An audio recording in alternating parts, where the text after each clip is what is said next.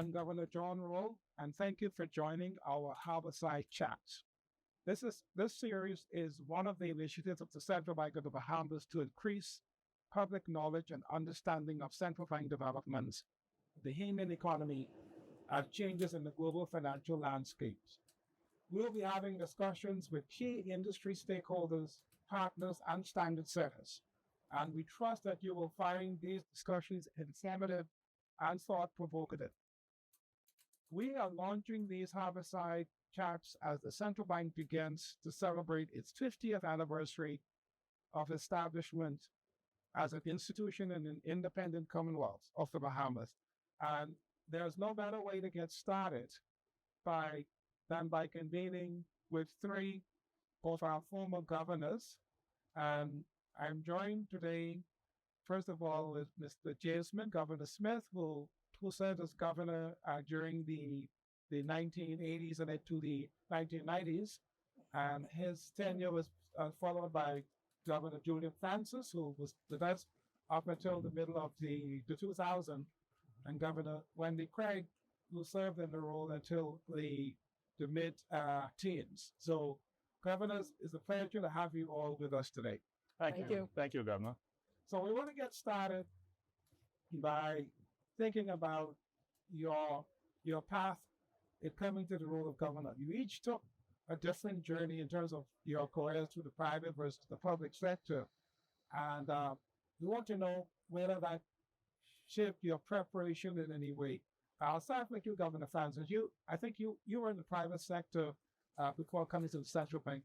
How did that help you settle into your role? Well, I don't think that there's any doubt certainly not in my mind, that my formation in the commercial banking sector was critical to my being able to grapple with the role of governor in all of its dimensions. But I have to say, I learned so much, while I was on the job. Because as no doubt you know, of course, this is such a multifaceted responsibility, and inevitably anybody who comes to it can't be fully prepared, I would say. So, yeah, my experience in the commercial banking sector was quite important.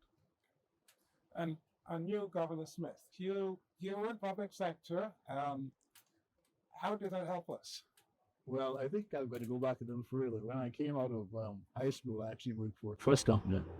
And it turned out, in fact, I wasn't doing the summers even when I went to university.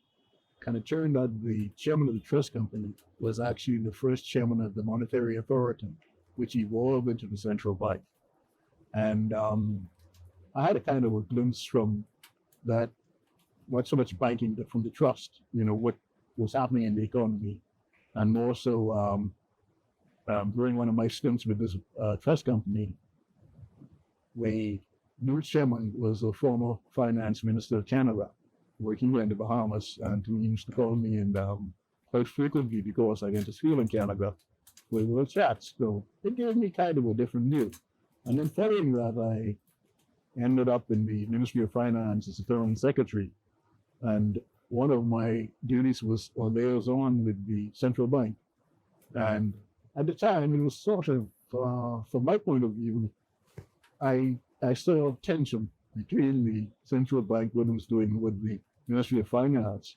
And I thought that the central bank was out of line, right? Because out in the Ministry of Finance, we want to spend money, and they're telling us no. And I said, how can they tell us this? In between. And then I began to realize the importance of having an outside institution that had a lot more respect than, government agencies who were able to exercise that influence. And it was a way of specifically, I think, controlling government expenditure from the outside. And they would say things like, if you spend too much, a lot of foreign currency would flow out of the country, and the one-to-one relationship could be lost. So you have to be careful, governor. So in a way, and in a very peculiar way, we have a form of governance, I guess, over the Ministry of Finance without having the legal authority to govern it. And I think that's important to even today, because the idea of a one-to-one relationship between the American dollar and the Bahamian dollar is ingrained in our DNA. And any political order that is in charge, and when that is broken, you might have people burning tires in the streets, as we see in some of the developing countries. Thank you. Very interesting. I wonder, Governor Craigg, you worked your way through central bank for quite a while in your career, and then you ascended to the role of governor. You were also the first, and to date, the only female in that role. What was that journey like for you? Right. Well, I joined the central bank in 1978, and it was immediately following my completion of my undergraduate degree. And because I did economics, I really wanted to work at the central bank because I thought that was the place that I could most use this degree. And so when I was able to obtain employment, it was a dream come true for me. And being placed in the research department really gave me the opportunity to discover how the Bahamian economy operated. And we were involved. We were writing papers, producing reports, interfacing with even the fiscal. You know, we had a lot to do. At that particular time, it was the central bank that really produced all the reports on the fiscal situation. The government never really consolidated any information to provide to the public. It was through the research department that the debt information was made public, the government's fiscal accounts. And it was a time when you would find that even anyone wanting information would come to the central bank. So they thought we produced data, even inflation data. Oh, we didn't, employment data, we didn't produce it, but we were able to put all of this information together and inform the public about it. And so coming up through the ranks in the central bank, I also had the opportunity to work with all of the governors. And being in research where the papers were prepared for decision-making and for policy consideration, we were able to, and I was able to participate in a lot of policy formulation. And so that prepared me well for being governor.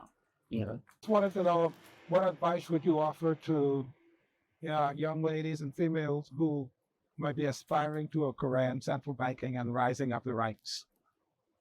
Well, there's one thing that I would say about working within the central bank: there's no glass ceiling for women. You know, you hear about this glass ceiling that you cannot, move up to the top position. The central bank always respected what you brought to the table in terms of your abilities, your competence, and your willingness to work hard. So anyone out there, any female who is committed and has the ability to bring something to the table in terms of their knowledge and their experience, they can certainly hold the position as well. Very encouraging. So just shifting gears a bit, I want to talk a bit about how we view the role of the central bank. We won't be able to cover everything, but the public has very diverse and often very strong views on how the central bank should operate. As an example, how do we deal with the service level and cost in domestic banking? And I'm curious, how should we be thinking about defining the central bank's assignment around how easy it is to do banking? I think again, one of the most important elements of this is the connection you have with the banks in terms of using what they call moral suasion. If, for instance, the public is complaining about something and it's legitimate, you don't have to impress, let's say, the government to pass laws which make great problems for the ease of doing business, etc. Your role then becomes very important as governor in the sense that you can say to them, these complaints we think are valid, official, and they need to do something about it. Of course, this goes sometimes conflicts when they see us there. marching orders from head office, Toronto or New York or London, who give them the sort of fluffy flowers. You have to mean these things. What they're doing might be in conflict with the development plans locally. And so they may not even respond positively to you and your suggestions. But you also have a reason to vote because this year the head office comes to you, the chairman of the bank, etc., and you can maybe the same appeal to them to say that, look, we don't want to get in the trouble with local populace. If, what they're suggesting makes sense. And sometimes you can get the change to be made with the least amount of friction as possible. And it makes your role as governor very important because no one, not even the political order, has the kind of access to the bank. And you also have access to the ones who work for the staff because some of them came to your training program. So I think it's a very important role. And it works best, I guess, the less people know about it. I'll ask you the same question, Governor Francis. How do you view the central bank's assignment? Well, I see the central bank as a resource which the people of the Bahamas, like obviously the government taking the lead, has put in place to, let's say, to advise on the evolution, the appropriate evolution of the economy of the Bahamas in a kind of very broad way. And the point I would like to make is that I would say that role has been changing. If you look back maybe over the last 25 years, we saw a central bank regulator which was overseeing I would say a rather traditional delivery of banking services to the populace. But think about it. Today, we see innovation which is taking place around us. And I would say, and Governor Rolle might not agree entirely with this, but I believe that the Central Bank of the Bahamas, and like other central banks actually, finds itself today in a position where it really has to try to keep pace with the evolution which is going on around it, which relates directly to what we used to call financial services, the ability of people to make payments, and so on. That has been rapidly changing. And now I think we see the Central Bank of the Bahamas, with the leadership of Governor Rolle, actually, in some instances, being on the forefront of, let's say, developing and advising on these innovations as to how our populace is served in the area of financial services very generally. So it seems to me that there's just 2 points. One, that the central bank is a resource which the Bahamas has at its disposal. Actually, it as Governor Craigg referred to a little bit, I would say, it is a rich resource of talent, training, people who have got particular skills, who have been exposed to this general area of economy. And that resource has been at work, helping this economy to evolve and to be, to keep pace with developments on the outside. And in some instances, I would say also being hopefully ahead of the curve in terms of those kinds of developments. I guess we'll have an opportunity to develop some of those ideas a little bit more as the conversation goes on. So, Governor Craigg, I want to ask you the question slightly different, because a part of what we do is to make certain that people understand the framework in which the central bank or any public institution is operating. What would you consider to be, something about the way this economy works in the Bahamas that is important for Bahamians and others to understand if they're trying to chart or assess the work of the central bank? I think there's when you look at the public and the work that the central bank does to inform the public about what its responsibilities are. It's important to have more information out there, I think, on and to provide the public with information on what the central bank does, the reason why the central bank does it.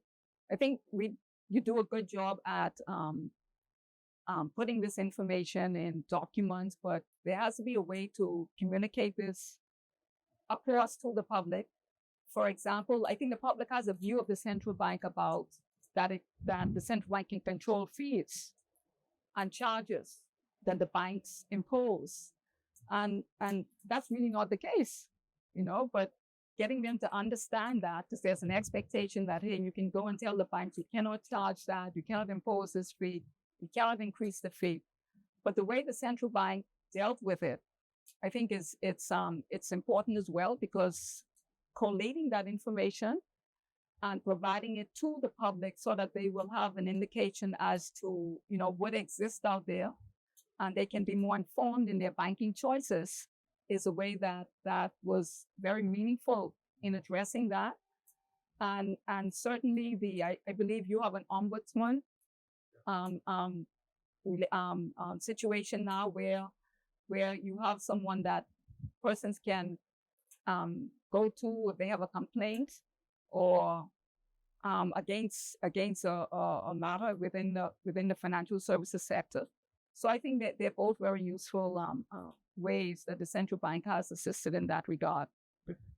Coming out of your experience in the research department, you would recall the annual exercise of describing how the financial sector had performed, the annual banking survey, and the contrast that you drew between international financial services and the domestic sector. Do you have any thoughts on where the central bank should be situated in terms of the performance of the international financial services sector? Well, I think the central bank is doing quite a bit now. And if you look at, I think it was in 2010 when the Act was amended to provide more focus on the central bank having responsibility for financial stability. There's an enormous body of work that was done by the central bank to advise that area. The whole bank supervision department developed around that. If you recall, years ago, the bank supervision was one of the smaller departments in the bank. Now it has really grown, and they've taken on that responsibility, preparing various reports, doing various analysis. The whole area of looking at the stability of the bank's crisis management issues, that when it comes to the international banking sector, looking at stability issues. So the central bank has really developed in terms of in that area. And on the domestic side, when the Act was changed as well, there was a greater focus on payment systems. And the central bank was given explicit responsibility for ensuring the stability of the payment sector, so payment system. So that's an area that we've seen an enormous amount of work done by the central bank in developing that area to ensure that once the payment highway was developed with the RTGS, you could develop services and products that would aid the public in payments matters. Good. And let me see if I can ask a question slightly different. Governor Francis, when you joined the central bank, we went through a transition where we had to revamp all of the legislation to deal with the international standards. And I recall a very intense working session with the central bank and the Ministry of Finance and other stakeholders. How do you view the importance of that effort relative to the welfare of the sector? Oh, I think it's been critical. I mean, I can't imagine that the Bahamas would have been able to maintain the credibility, which I believe, despite some of the little setbacks which we've experienced over the years, nevertheless, I would say that Bahamas continues to be recognized as a respectable, desirable financial center. on the part of institutions and foreigners who, for example, want to have their wealth domiciled here. The central bank has been, as you know, critical in that process, both in terms of advising the government on the legislation which has been necessary over the time, as well as regulating the institutions which have wanted to be located in the Bahamas, as to how they can operate here, whether they can be here at all, who can run them, and those kinds of issues. Those are all things which are entirely critical to the, let's say, the quality of the financial center. And the central bank, I would say, without any doubt, has been the most important actor in this process. So now I want each of you to answer this next question. We say a lot about this being a very small, open economy, and we talk about being vulnerable and being on the receiving end of shocks. And often people don't see the relatable examples. I want to start with you, Governor Smith. Is there an experience during your tenure that with a shock that you think emphasize the importance that you played in your role in the central bank? Well, I think, first of all, I think we need to put it in context. Bahamas and its economy is defined by the relationship of its currency. Bahamians feel that their dollar is the same as the US dollar, and we promoted this ever since day one, ever since we became dollarized. That's very important. They understand if they see a car for sale in the United States for $20,000, they have 20,000 Bahamian dollars. They don't even think in terms of whether it was going to do it. They knew it'll buy it in 20,000 Bahamian. So the central bank's role in defending that one-to-one relationship defines the list of the economy, or the business you're doing, and that sort of thing. Well, there was a time when I took over at the bank when that was seriously threatened. And it was at around 1991. That was a global recession brought about by the increase in oil prices when Saddam invaded Kuwait. And of course, we know what happened subsequently to that. But oil prices went from about $30 per barrel to $90. Cost of airplane, fuel, etc., went up. So the planes on demand for travel dropped. And our largest industry is in trouble. I think unemployment was still about 0.5%, because people working in the tourist industry. I believe that's around the same time you might have with some of those hotels on out west, because of the market demand. Meanwhile, we still had to continue the imports, about 80-90% of whatever we consume, with the dollars back coming in. And the central bank had to manage the foreign reserves in order to see this relationship going one-to-one. And you had a collapsing economy, high unemployment, etc. And it reached a stage where we know that the loss of foreign exchange, most of it, is actually through imports. Imports are funded through the banking system. If it's the full inventory in the store, want to take a trip, or to buy something, you go to the bank to get a loan. So the credit was still expanding. And it's no way we could have slowed down that and stopped the outflow of the reserves without intervening directly. And it might have been the first time, I don't know, but let's see it since. We literally, and Wendy would remember this, we put a cap on interest rates because they were competing for funds, right? Things fine, because everybody wanted to get loans. And the banks had paid almost up to 12% on certain deposit accounts. So we capped it to stop the money from moving from bank to bank. And then at the same time, we told the banks, you cannot lend more than X dollars per year, and tied it to what you did last year. They hated me, because I was the face of the bank. Stopping business and that sort of thing, and stopping me from Christmas shopping, and they were good, but it's the only way you could have stopped it until it stabilized.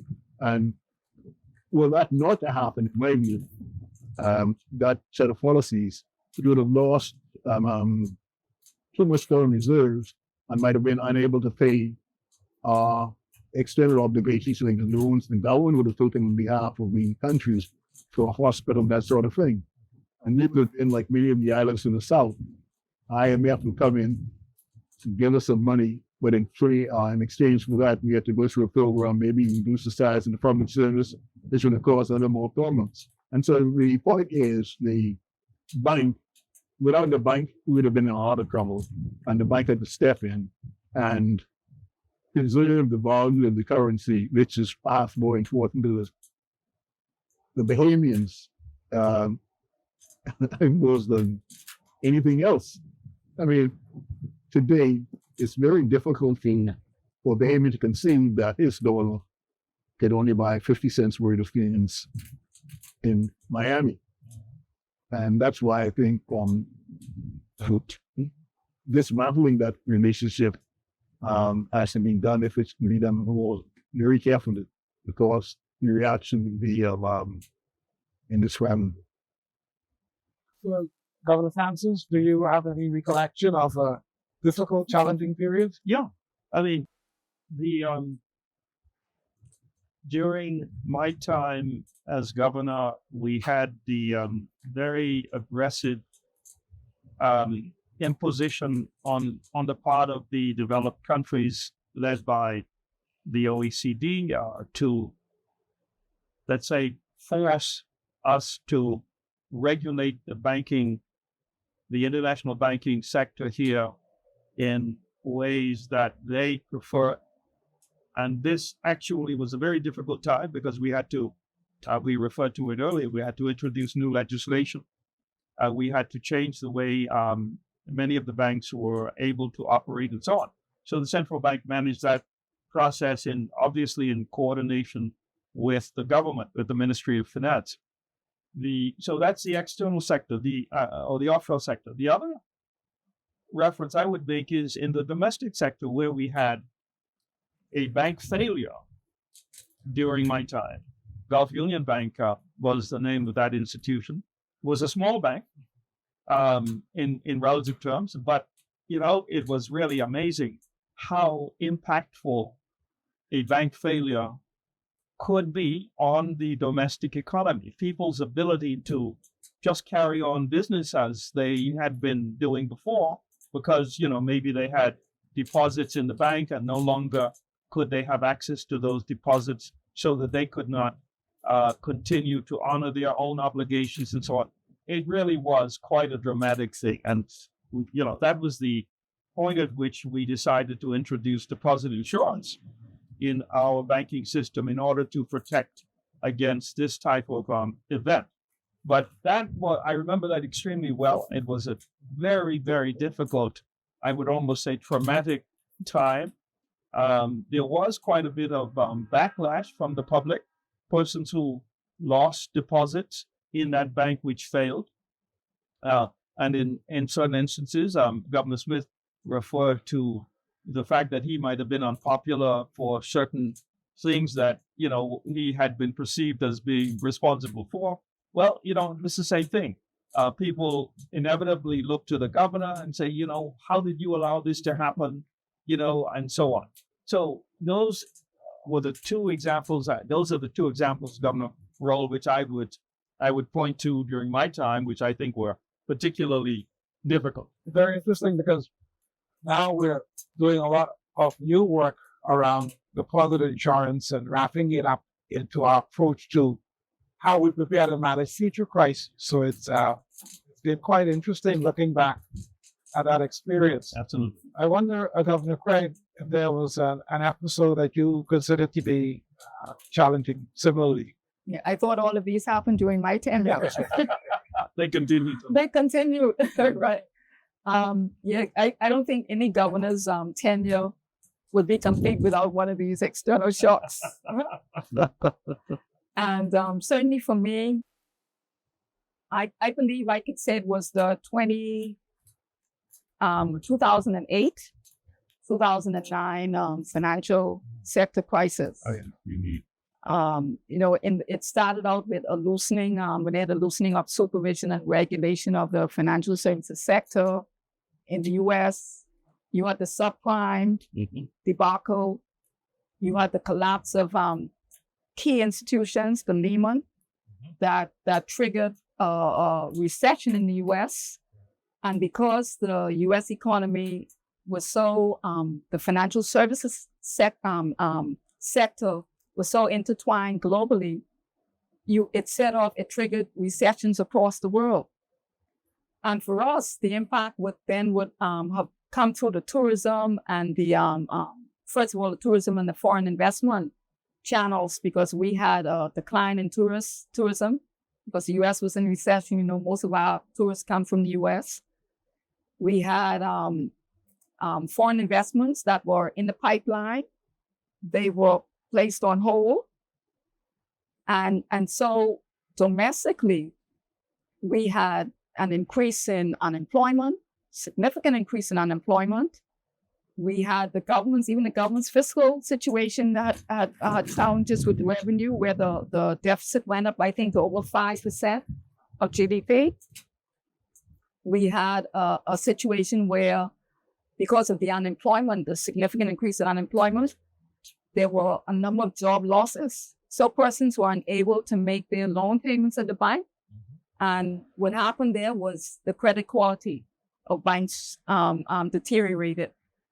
The loan arrears went up, and that's a problem that persisted for many years subsequent to this period, the increase in the loan arrears. And of course, because of all of this created issues for foreign exchange inflows, a reduction in foreign exchange inflows, we had concerns about external stability in terms of the exchange, in terms of the external reserves. And back in those days, the government, we were able to get the government to fund a lot of its deficit in foreign currency. So the government was able to borrow in foreign currency to help prop up reserves. And I believe at that time as well, we had something, the IMF had stepped in and came up with this SDR allocation that we got, I think it was less than 200 million, but it was a lot that added to the reserves. And of course, we had become a little bit more rigid in terms of our oversight of the banks, the domestic banks, in terms of bank supervision, setting up meetings with them, regular meetings with them to check on credit quality and the arrears. We came up with new reports, and they're still ongoing today, I believe, where we try to monitor the loan arrears of the banks. And so this was a very difficult period for us. And it created a lot of new, I guess, opportunities and needs within the bank supervision sector to have a closer oversight of the domestic banks, what they were doing, stress testing their balance sheets. So I would say that was the most challenging. It's interesting because one of the things that I think, if you have questions that you would like to see me raise with my guest panelists, please send an email to harboursidechat@centralbankbahamas.com. Just remember, episodes of this series can be found on the bank's YouTube channel.